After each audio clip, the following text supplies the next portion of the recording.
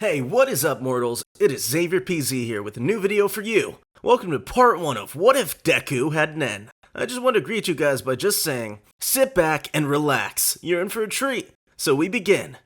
Izuku had messed up, and now he found himself staring at the people that were surely about to put him in his place. Bakugo and the duo that always chose to be around him were making their way towards him. What are you doing? Playing hero? You have no friends, no quirk, you're just Deku. Bakugo punched his hands together, igniting an explosion in his hands, as his grin grew ear to ear. Bakugo stepped toward his terrified former friend. Izuku refused to relent. He refused to back down today, after everything he had gone through, because of his stupid bullies. Izuku felt his animosity and hostility rise inside himself. It seemed to pool and throb inside his chest. "You're dead, Deku!" Bakugo shouted as he and his goons charged Izuku, as the throbbing and pooling in Izuku's chest erupted out of his body in a wave. Bakugo and his squad froze. Elsewhere, a particular black-haired person wearing glasses walked out of a store, holding a bag of groceries. He noticed one part of his shirt was untucked, and he hurriedly attempted to properly tuck it back in. In doing so, he dropped his groceries. He sighed and bent down to pick them up. Suddenly, he felt something not too far away. An aura. He carefully picked up his groceries and began walking towards the energy he had sensed. To Izuku, it looked like a dark purple aura was leaking and pushing from his body. Some strands of the aura looked darker than the others, and he kept looking around himself. To Bakugo, he saw nothing. He couldn't see anything but useless old Deku. But for some reason, he was frozen. There was a feeling compelling him to run away, the feeling of fear, but how could he be getting this from Deku? "Ah!" Bakugo screamed as he began running relentlessly away from Deku. He had never felt such a feeling, one of such dread and fear. All of his instincts yelled at him to run, and eventually he couldn't control them. Suddenly, Izuku was alone. Everyone had fled his area, along with the kid he had been trying to save. He looked around himself. Purple aura still had not disappeared. As he looked around, still seeing the purple aura, his eyes were caught on something. He turned to see it wasn't something, but in fact someone. A person with black hair and glasses was walking towards him. He seemed to walk right through his aura without flinching. The thicker strands looked like they were bouncing over him. The stranger would walk toward him and get onto one knee to look at Izuku.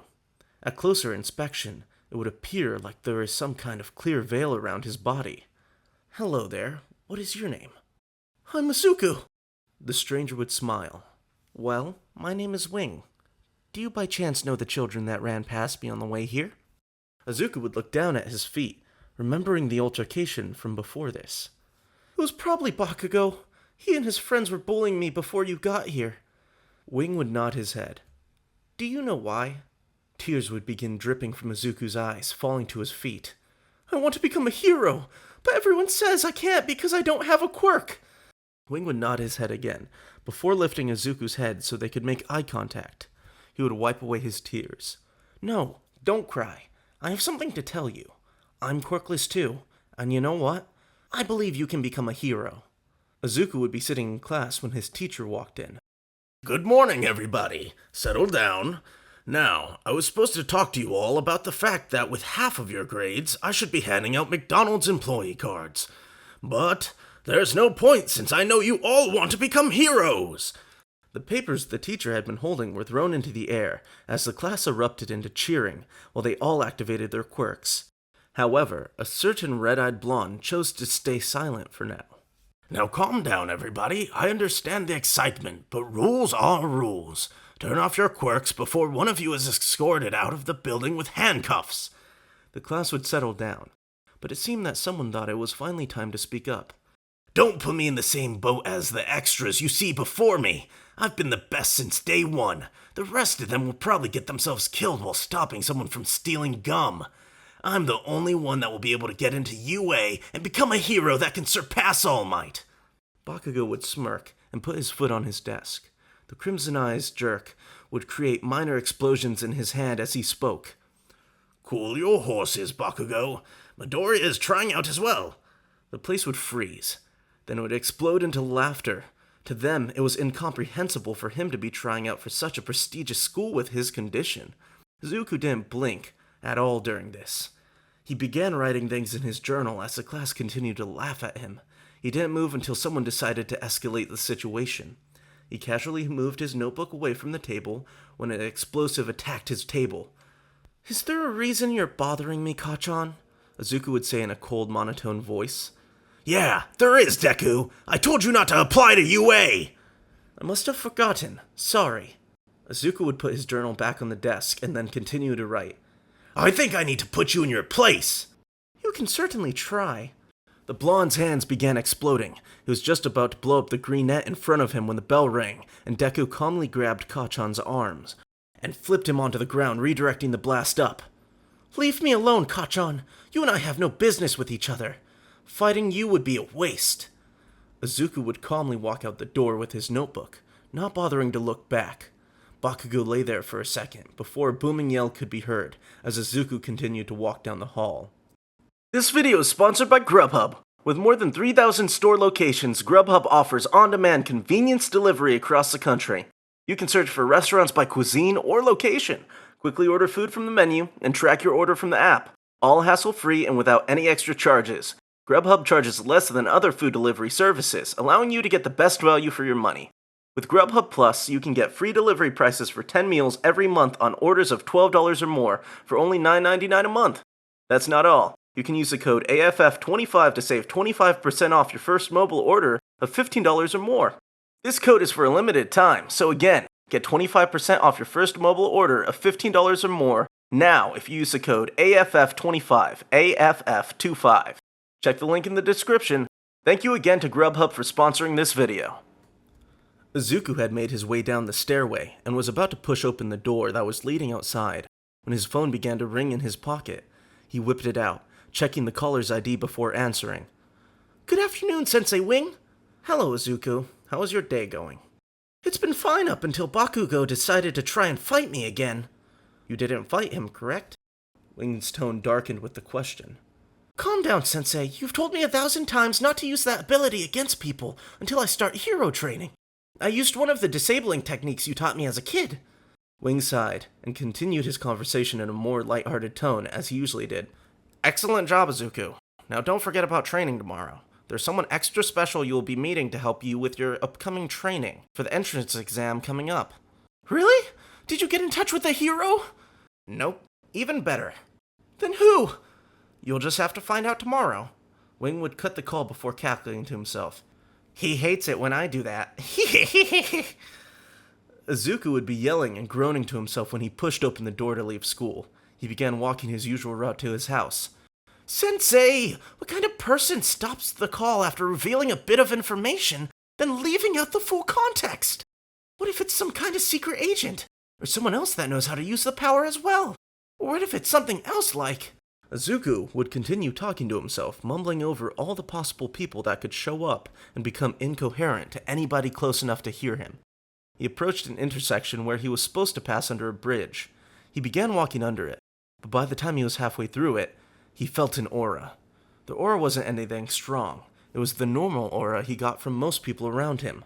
But the problem was that it was rapidly approaching him. He spun around to see a large green mass seemingly made out of sludge burst out of a manhole cover. "And I would have gotten away with it if it wasn't for that meddling." The sludge villain would lay its eyes on Izuku. "Ah, my meat shield is already served for me. Get over here." Our very own Greenette wouldn't flinch at the notion, as the sludge villain attempted to lunge at him. "Not right now. I'm busy. Go away." Izuku's aura would suddenly flare, unleashing a wave of terror. He had learned to concentrate it instead of allowing it to run rampant around him, so a dense ripple of diluted fear would overwhelm the sludge villain. The villain had been frozen in his tracks, unable to move from the spot it was on. He looked into Izuku's eyes to see them void of any emotion. You're a monster!" the massive sludge cried. Izuku would smirk before he began slowly reaching his hand out. "You wouldn't believe what I am." As Deku's hand fully reached out, the sludge villain would drop to the floor, now in a more liquidated state. "Huh, didn't think he would drop that fast." Izuku would turn around and be about to leave the bridge area. His training session was over. He whipped out his notebook to take extra notes on the encounter he had just harbored.